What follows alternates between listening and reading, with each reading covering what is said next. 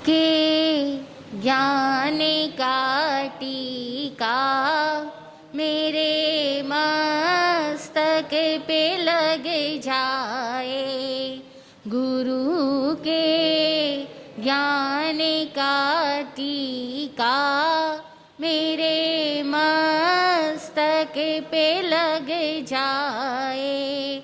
मैं ना सोचूं ना कुछ समझूं, मैं ना सोचूं ना कुछ समझूं, गुरु ज़ेहन में बस जा, गुरु ज़ेहन में बस जाए। चरम तीर्थंकर समण भगवान महावीर स्वामी पंच परमेष्टि भगवान उपकारी सद्गुरुदेव एवं आगम वाणी को भाव वंदना।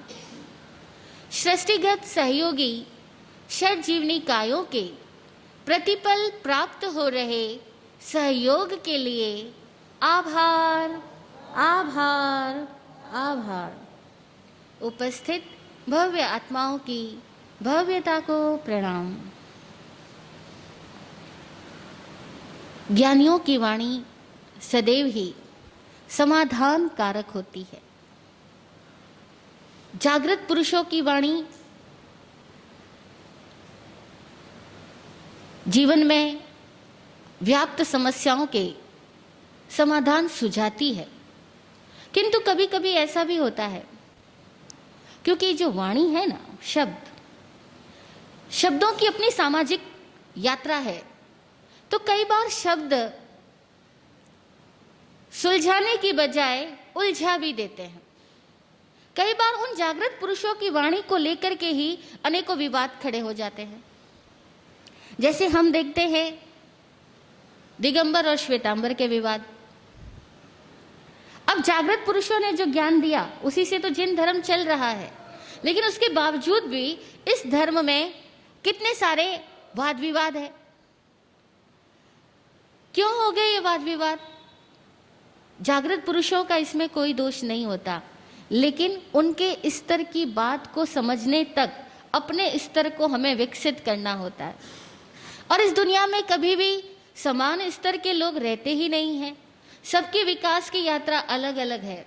ऐसे में धर्म शब्द, गुरु शब्द, शास्त्र शब्द, इन शब्दों से मोह तो कईयों को होता है, लेकिन इन शब्दों की सही समझ हर किसी को नहीं होती। गुरु शब्द से मोह तो सब किसी को है, धर्म शब्द से भी मोह है। मेरा धर्म, मेरा गुरु, मेरा रिवाज, मेरा पंथ, मेरी मान्यता, मेरा मंदिर, मेरा स्थानक, ये मोह तो पैदा हो जाता है, लेकिन इन शब्दों की अर्थों की समझ वो सब में समान रूप से पैदा नहीं हो पाती है। खैर, नहीं हो पाती वहाँ तक कोई बड़ा क्वेश्चन नहीं है। नहीं हो पाती, लेकिन बहुत थोड़े लोग होते हैं जो समझना चाहते हैं। नहीं समझ थी वहाँ तक तो कोई दिक्कत नहीं, लेकिन समझने की चाहत भी बहुत थोड़ों के अंदर होती है।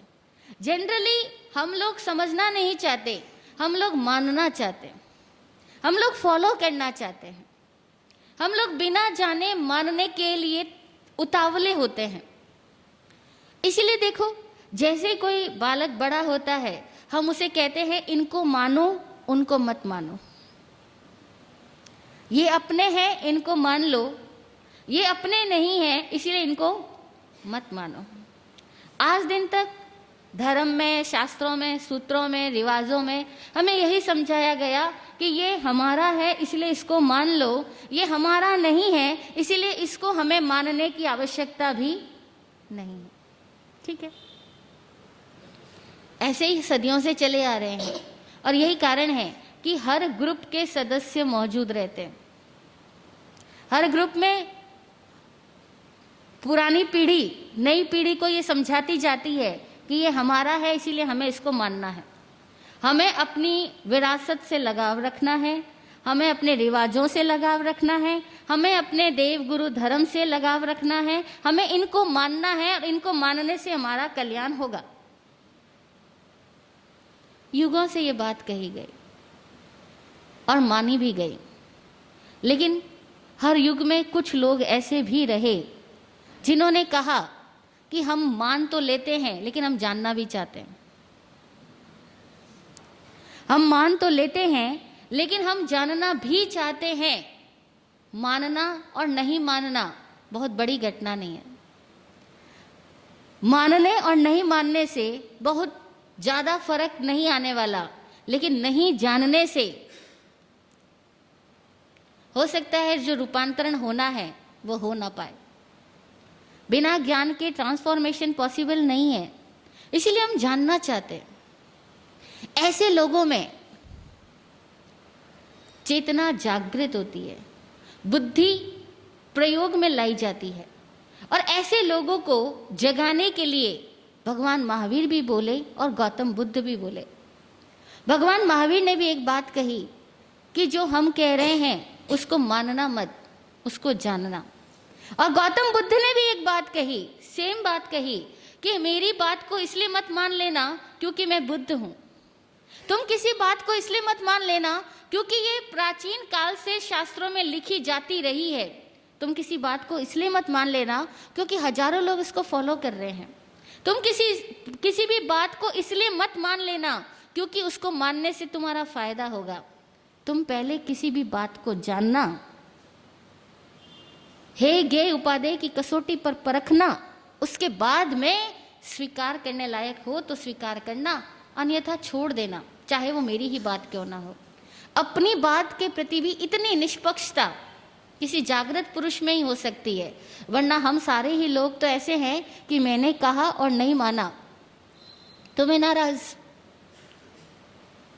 हम सारे लोग तो इसी तरह से होते हैं कि हमारी बात मानी जानी चाहिए, और घरों में देखो तो सारे झगड़े इसी बात के होते हैं कि मैंने कहा तुमने माना नहीं।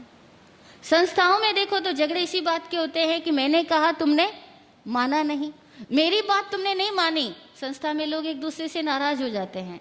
अब अगर हम धर्म की बात कर रहे हैं, यहां भी इतनी बात कह दी गई, महावीर और बुद्ध ने इतनी बात कह दी कि मैं कहता हूं इसलिए मत मानना। हम कह सकते हैं मैं कहता हूं इसलिए मत मानना। हम कहेंगे मैं कहता हूं तो माननी पड़ेगी, क्योंकि मैं कहता हूं ना, मैं वर्ड आ जाता है। यहां सारा दबाव, जोर, आग्रह मैं के साथ होता है। मैं कहता हूं इसलिए माननी पड़ेगी। और मैं कोई मूर्ख थोड़ी ही हूं। हम में से हर कोई कहता है मैं कोई मूर्ख थोड़ी ही हूं। और बुद्ध और महावीर क्या कहते हैं? वो जानते हैं हम बुद्ध हैं, वो जानते हैं हम संबुद्ध हैं, हम जागृत पुरुष हैं, उसके बावजूद वे ये कहते हैं हमने अपनी बात कही है, तुम अपने से खोजना, तुम अपने से जानना। इतना डिफरेंस। वे जागृत पुरुष भी ये बात कहते हैं कि तुम अपने से खोजना, और हम कहते हैं मैं कोई मूर्ख थोड़ी हूं। ये दावा वही करता है जो हकीकत में किसी न किसी अंशों में मूर्ख होता है, किसी न किसी अंशों में, अन्यथा दावा करने की आवश्यकता ही नहीं होती। तो महावीर भगवान ने क्या कहा इस उत्तराधन सूत्र के 23वें अध्ययन के अंदर, जब केशी और गौतम का संवाद होता है और केशी स्वामी पूछते हैं कि धर्म ये या वो, तो गौतम स्वामी कहते हैं कि पार्श्वनाथ ने कहा वह भी धर्म की एक व्याख्या है, महावीर ने कही वह भी धर्म की एक व्याख्या है, और आपका और हमारा काम यह है कि हम अपनी प्रज्ञा से धर्म की समीक्षा करें। ऐसा नहीं कि पार्श्वनाथ ने कहा वो गलत है या महावीर ने कहा वो गलत है, दोनों ही अपनी अपनी व्याख्याएं हैं। लेकिन हमारा काम क्या है कि हम स्वयं समीक्षा करें, हम स्वयं समीक्षा करें, यानी एनालिसिस करें, स्वयं खोजे। कैसे खोजे? तो का प्रज्ञा से खोजे, इंटेलेक्ट। मतलब वो युग में बात की जा रही है कि अपने इंटेलेक्ट लेवल को रेज करो और अपने इंटेलेक्ट का यूज करो, और इंटेलेक्ट के द्वारा जानो, बूझो, समझो कि धर्म का तत्व क्या है।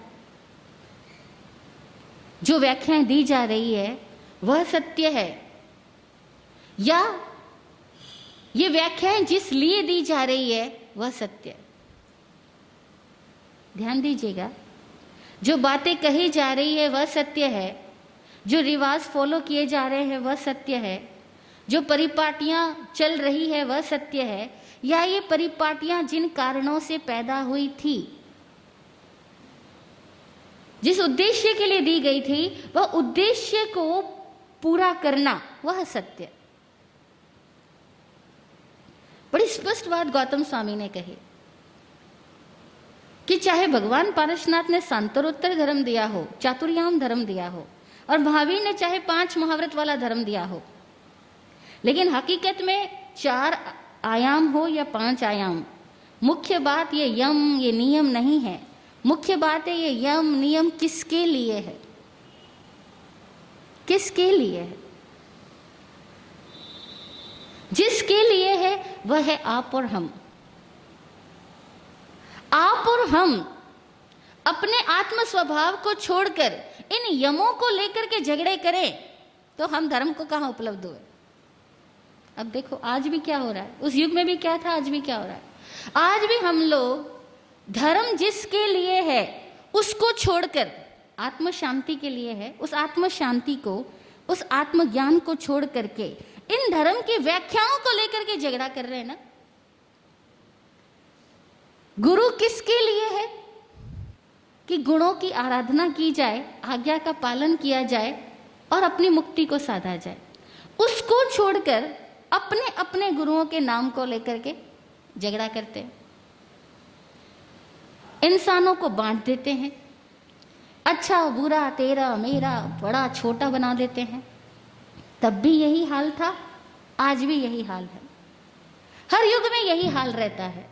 लेकिन हर युग में संबुद्ध पुरुष कह के जाते हैं कि अपनी प्रज्ञा का इस्तेमाल करना। क्यों कहा? गौतम स्वामी नहीं कह रहे महावीर सही है, ना ये कह रहे कि पार्श्वनाथ गलत है, ना ये कह रहे कि तुम सही मैं गलत। एक ही बात कह रहे, अपनी प्रज्ञा का उपयोग करो। और हर युग का आदमी आता है यही प्रश्न लेकर के, हम बहुत कंफ्यूज है धर्म किसको माने। हम बहुत कंफ्यूज है कौन से महाराज साहब की बात को फॉलो करें। ये क्वेश्चन सदियों से पूछे जाते रहे हैं और मैं समझती हूँ सदियों तक पूछे जाते रहेंगे। आपके बच्चे आपसे यही सवाल करते हैं कि कोई महाराज साहब आते हैं, वो ऐसा करते हैं, वो ऐसे गुच्छली लेते हैं, वो ऐसे विहार करते हैं, वो ऐसे व्याख्यान करते हैं, वो ऐसे नियम पचकाणों की बातें करते हैं। कोई महाराज साहब आते हैं वो दूसरी तरीके की बातें करते हैं। हम किसको माने? और आपके पास भी जवाब नहीं होता बच्चों को देने के लिए। क्यों? क्योंकि पहली बात तो आप ही कंफ्यूज हो, तो बच्चों को क्या जवाब दोगे? आप अपने बच्चों को सेटिस्फाई नहीं कर पा रहे हो। जब सवाल आता है कि युवा पीढ़ी क्यों नहीं आती है, तो उसका सबसे बड़ा कारण युवा पीढ़ी नहीं है, बड़ा कारण है वयस्क पीढ़ी, प्रौढ़ पीढ़ी। वह जो बड़े हो चुके हैं वे लोग भ्रमित है। जब वे ही भ्रमित है तो वे दूसरों को दिशा निर्देश दे नहीं सकेंगे, और जब वे ही दिशा निर्देश नहीं दे सकेंगे तो युवा पीढ़ी कैसे आ पाएगी, नई पीढ़ी कैसे आ पाएगी? हर स्थान पे युवाओं की भीड़ कम हो रही है, केवल उन स्थानों को छोड़कर जहां सुविधा परस्ती होती है, मौज मस्ती होती है। बाकी हर स्थानों पर धार्मिक कहलाने वाले, सेवा कहलाने वाले सेवा केंद्र हर स्थानों पर होगी कमी, क्योंकि कंफ्यूज है हम खुद भ्रमित है। हमें नहीं पता कौन सी बात कहां तक कैसे ठीक होती है, कैसे ठीक नहीं होती है। तो उत्तराधन सूत्र बड़ी स्पष्ट बात कहता है, क्योंकि सूत्र का नाम ही उत्तर अध्ययन है ना, ये उत्तर देगा। ये सूत्र सवालों के जवाब देता है, और उसमें 23वां अध्ययन सिरमौर, क्योंकि इसमें तो सवाल ही सवाल पूछे गए और जवाब ही जवाब दिए गए। और बड़े गजब की बात यह कि 2 आचार्य है, अपनी अपनी परंपरा के लीडर है, अपनी अपनी परंपरा को लीड करने वाले लोग आपस में बात कर रहे हैं और तब सवाल जवाब हुए हैं। तो कंफ्यूजन था, अभी भी है। किन में था कंफ्यूजन? उनके शिष्यों में था। पार्श्वनाथ के शिष्य और महावीर के शिष्यों में था। तो महावीर के शिष्य पार्श्वनाथ के शिष्यों से मिलने जाते हैं और बातचीत में कहते हैं कि धर्म की व्याख्या चाहे किसी व्रत नियम रूप में हो, किसी समाचारी के रूप में हो, कोड ऑफ कंडक्ट यानी समाचारी महत्वपूर्ण नहीं है। महत्वपूर्ण है ये समाचारी जिसके लिए कही गई वह व्यक्ति।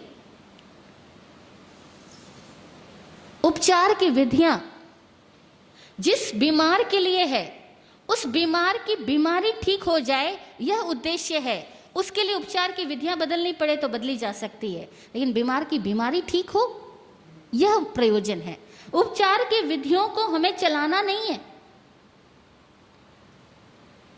इसकी रवायत नहीं करनी है, इसकी प्रैक्टिस नहीं करवानी है। ये उपचार की विधियां किसके लिए है, उसको पकड़ो, बीमार को पकड़ो, बीमार की बीमारी को पकड़ो। उस युग की बीमारी क्या थी, आज के युग की बीमारी क्या है। अब आज का युग बिल्कुल बदल चुका। हम देखें हमारे युग की बीमारियां क्या है। पहले युग की जो परेशानियां थी वो परेशानियां आज के युग की नहीं है।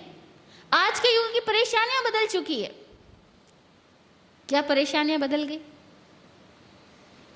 पहले शायद माता पिता से बच्चे परेशान थे, आज बच्चों से माता पिता। पहले शायद सास से बहू परेशान थी और आज बहू से सास। पहले शायद आदमी मालिक बनता था, औरत गुलाम। औरत को आदमी की हर बात माननी पड़ती थी और आज रिवर्स हो गया ना। आज पत्नियों से पति डरते हैं, औरतों के मूड से आदमी परेशान रहते हैं, न जाने कब क्या कर बैठे, क्योंकि सरकार भी इनके साथ है। अगर ये झूठा मूठा कोई इल्जाम भी लगा दे तब भी कोर्ट में इन्हीं की सुनवाई होने वाली है, आदमी को फंसना पड़ेगा। समस्या बदल गई, ठीक है। पहले लोग परेशान होते थे छोटी मोटी सामाजिक प्रतिष्ठाओं को लेकर के, आज लोग इंसल्ट प्रूफ काफी हो चुके हैं। आज लोगों को इससे फर्क नहीं पड़ता कि तुम्हारे बारे में लोग क्या कहते हैं। पहले ये बहुत बड़ा क्वेश्चन था, इट्स अ बिग क्वेश्चन, कि तुम बाहर जा रहे हो, कपड़े ये पहन रहे हो, लोग क्या कहेंगे। आज कहते हैं लोग क्या कहेंगे, उनको देखना होगा तो देखेंगे, ना देखना होगा मुंह घुमा लेंगे, हम तो जैसी मर्जी होगी वैसे कपड़े पहनेंगे। अब आज समस्याएं बदल चुकी है, अब आज के जवाब फिर से बदलने पड़ेंगे। और हमारी क्या आदत है, हम पहले वाले जवाबों को ही हर युग में देने की कोशिश करते हैं। एक पंडित में और एक ज्ञानी में यह फर्क होता है। विराट गुरु जी फरमाते थे कि पंडित के पास में रटे रटाए उत्तर होते हैं, वह देखता ही नहीं है कि समस्या क्या है, समस्या की पृष्ठभूमि क्या है। उसका एक ही काम होता है कि रटे हुए उत्तर को आगे से आगे थोपना, उधार ज्ञान उधार पास करना। और ज्ञानी बड़ा तरल होता है, अनाग्रही होता है, वह युगीन समस्याओं को युगीन समाधान देता है। इसीलिए उसके समाधान व्यक्ति दर व्यक्ति अलग अलग हो जाते हैं और लोग इसलिए कंफ्यूज होते हैं कि आपने तब उसको तो ऐसा कहा था और मुझको ऐसा कहा।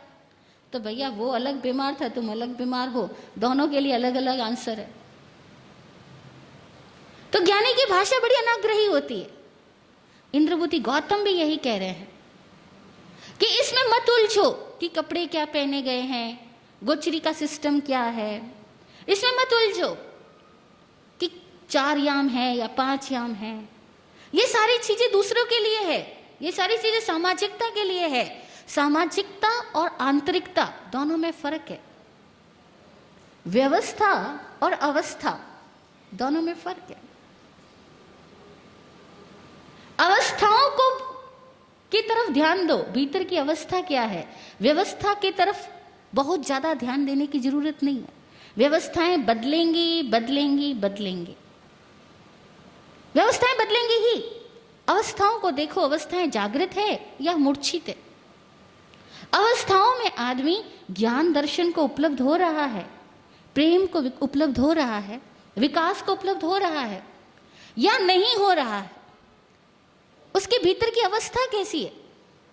और आज भी वही प्रॉब्लम है, हम सारे लोग व्यवस्थाओं को लेकर के बहुत परेशान हैं समाज में कोई व्यवस्था नहीं, परिवार में कोई व्यवस्था नहीं, साधु संस्थाओं में कोई व्यवस्था नहीं, सब अपनी अपनी मनमानी कर रहे हैं, मनमौजी तरीके से चल रहे हैं। इन सब का क्या होगा? लोग आते हैं सवाल पूछने कि क्या होगा इस विश्व का, क्या होगा इस धर्म सभा का, क्या होगा इन संस्थाओं का, इन संस्थाओं को हमारे बाद, हमारे जाने के बाद कौन चलाएगा? ठीक है, ये सवाल तो पूछे ही जाएंगे, तब भी पूछे जाते रहे, अब भी पूछे जाएंगे। लेकिन एक बात है, इन व्यवस्थाओं में प्राण देने वाले तो भीतर की अवस्थाएं हैं, और जितना काम हम व्यवस्थाओं को बनाने के लिए कर रहे हैं, टिकाने के लिए कर रहे हैं, उससे अगर आधा भी काम हम अवस्थाओं को सुधारने के लिए कर लें, तो घर हो, संघ हो, समाज हो, कोई चैरिटेबल संस्था हो, कोई भी चीज क्यों ना हो, सब सुचारू रूप से चलने लग जाएगी। मुख्य बात है आंतरिक अवस्थाएं, भावनाएं क्या है, इरादे क्या है हमारे। हमारे इरादे अगर भेद डालने के हैं तो भेदभाव लाने के अनेकों पॉइंट्स मिल जाएंगे, और हमारे इरादे अगर प्रेम से साथ रहने के हैं तो साथ रहने के भी अनेकों कारण मिल जाएंगे। जिन भाइयों को अलग होना ही होता है उनके पास विवाद के अनेक मुद्दे होते हैं, और जिन भाइयों को साथ रहना ही होता है उनके पास हर विवाद को सुलझाने के लिए भी अनेकों दृष्टियां होती है। प्रश्न यह है कि हमारे इरादे क्या है। यही तो बात इंद्रपुति गौतम कह रहे केशी स्वामी को कि हमारा प्रयोजन क्या है, हमारा इरादा क्या है, हमारा इंटेंशन क्या है। अगर इंटेंशंस राइट है तो सिचुएशंस भी राइट हो जाएगी।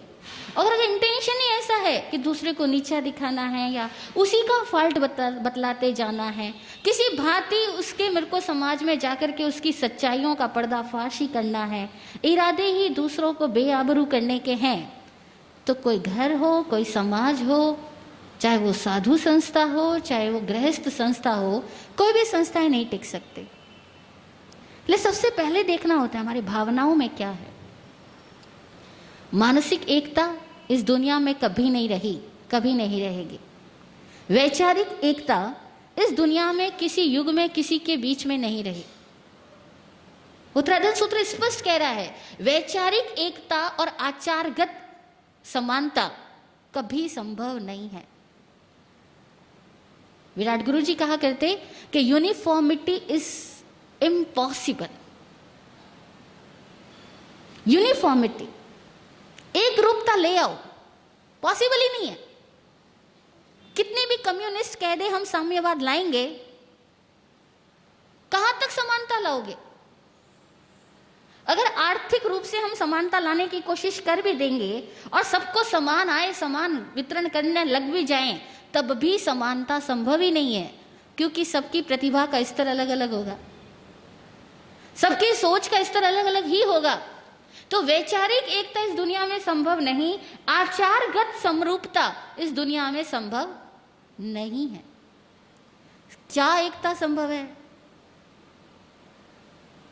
विराट गुरु जी कहा करते कि भावगत एकता संभव है। भावगत एकता संभव है कि हम सब एक दूसरे के प्रति एकात्म भाव से जिएं, यह संभव है। बाकी ना बेटे के कहने से पिता बदलने वाला है, ना पिता के कहने से बेटा, कोई नहीं। गुरु के कहने से शिष्य अपने विचार आचार को पूर्णतः बदल देगा, कोई आवश्यक नहीं है। गुरु का अपना विजन रहेगा, शिष्य का अपना दृष्टिकोण रहेगा। भगवान आदिनाथ का अपना दृष्टिकोण था और उन्हीं की सभा में मौजूद उन्हीं के पौत्र मरीचि का अपना दृष्टिकोण था। मरीचि भी सत्य की ही व्याख्या कर रहा था, लेकिन उसके पास में सत्य को देखने का एक अलग नजरिया था, और आदिनाथ भी सत्य की व्याख्या कर रहे थे, लेकिन उनके पास में सत्य की व्याख्या करने का एक अलग नजरिया था। और मरीचि ने तब भी आदिनाथ की बात को स्वीकार नहीं किया, बोला आप सत्य कह रहे होंगे लेकिन मुझे स्वीकार्य नहीं है, मेरी दृष्टि में यह है सत्य। तब आदिनाथ ने क्या कहा कि मरीचि तुम्हारी दृष्टि का सत्य सत्य है, मैं इसको नहीं नकारता, और तुम अपनी दृष्टि से खोजने और चलने के लिए तैयार हो, मैं इस बात का आदर करता हूं, रेस्पेक्ट करता हूं। अगर हम इतने उदार हो सके किसी संस्था में हमारे परिवार में कोई प्रकार का कलह नहीं हो सकता, कि मैं तुम्हारी दृष्टि का भी रिस्पेक्ट करता हूं, तुम्हारी आचारगत व्यवस्थाओं का भी रिस्पेक्ट करता हूं, लेकिन भावनाओं में हम एक बन के रह सकते हैं, हम यूनिसोल हो सकते हैं, एक आत्मा हो सकते हैं, लेकिन हम दूसरों के साथ में वैचारिक रूप से और आचारगत रूप से कभी भी एक नहीं हो सकते। विचार और आचार युगानुरूप बदलते जाएंगे। भावनाएं रहे उदारता की, भावनाएं रहे सबको समाहित करके चलने की, भावनाओं में ये बात रहे कि हम सब साथ साथ हैं। चाहे हमारे घर में रहने वाले लोग कोई पूर्व में जाए, कोई पश्चिम में, कोई उत्तर में, कोई दक्षिण में, लेकिन एक बात है कि हमारे पास में जब भी कोई समस्या आती है हम सब एक ही उत्तर की दिशा में होते हैं। जब समस्या आती है तब उत्तर की दिशा को खोजो। जब समस्या आती है, जब प्रश्न पैदा होते हैं, जब परिवर्तन की बात आती है, तो परिवर्तन के लिए बहस मत करो, ये सोचो कि अब उत्तर क्या है। समस्या आई है तो समाधान को खोजो, समस्याओं के कारणों की व्याख्या में मत उलझो। बहुत प्यारी बात उत्तराधर्म सूत्र कह रहा है कि समस्याओं के अलग अलग दिमागों के कारणों की व्याख्या में मत उलझो, समाधान को खोजो। और जब वे महापुरुष आपस में बैठ करके समाधान की चर्चा कर सकते हैं तो आज का युग क्यों नहीं कर सकता। जो परिवर्तन आ गए एक्सेप्ट करो, घर में आ गए, समाजों में आ गए, संस्थाओं में आ गए, एक्सेप्ट करो, लेकिन अब समाधान क्या है। और समाधान एक ही स्वर में आएगा कि इन सब का प्रयोजन क्या है, कि कैसे भी हम सुखी हो। मंशा तो नेक है, रास्ते अलग अलग है, इरादे तो एक है, कैसे भी हम सुखी हो, मंशा तो नेक है। सारी व्यवस्था किसके लिए है? सुख के लिए, समृद्धि के लिए। सारी संस्थाएं किसके लिए है? परिवार किसके लिए है? मेरी बात या तेरी बात मनवाने के लिए परिवार नहीं है। परिवार है सुख शांति से जीने के लिए। जब सुख शांति ही हमारा इष्ट है तो इस सुख शांति के लिए दुख और अशांति काहे को फैलाने। जब समृद्धि ही हमारा इष्ट है तो इस समृद्धि को पाने के लिए एक दूसरे को बेआबरू करने की जरूरत कहां है। एक ही बात है, तुम्हारी भी जय जय, हमारी भी जय जय, न तुम हारे न हम जीते, ऐसी जिंदगी जियो तो इस दुनिया में कहीं उलझन नहीं है, कहीं कंफ्यूजन नहीं रहेगा।